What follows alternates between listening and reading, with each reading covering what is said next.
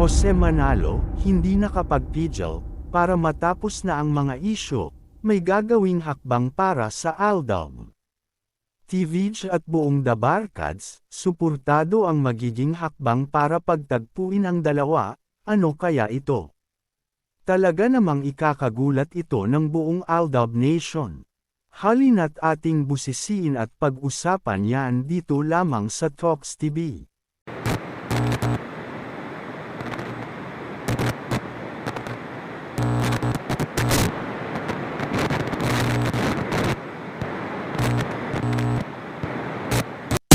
Tila nga isang malaking surpresa ang hinahanda ngayon ng buong The Barkads para sa tambalang Alden Richards at Maine Mendoza. Hindi ito biglaan lamang kundi nakaplano na di umano para sa kanilang dalawa. Sa kadahilanan na gusto na nga daw di umano pagtagpuin muli ang Aldab, maraming The Barkads nga ang nagre-request nito, na dinig na nga ba ng management ang kahilingan ng sambayanan. Humahanap lang di umano ng tamang panahon para simulan ang proyekto, kumukuha ng tamang oras para sa dalawa. Si Alden kasi ay may taping pa sa GMA 7.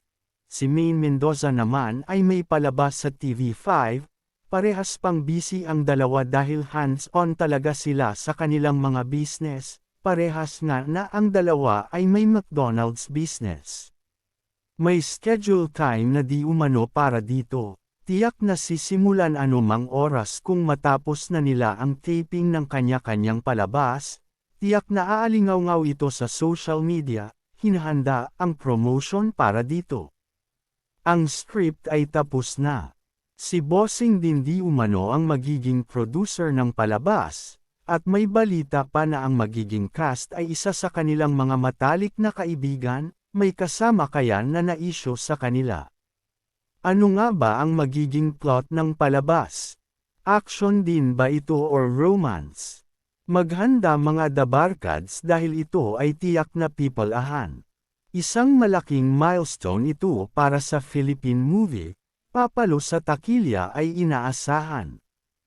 Isa ito sa mga dekalibreng movie na pagbihidahan ng dalawa at gagawin ito ng mga The Barkads na nagmamahal sa kanila, maghanda at manood tayo dito.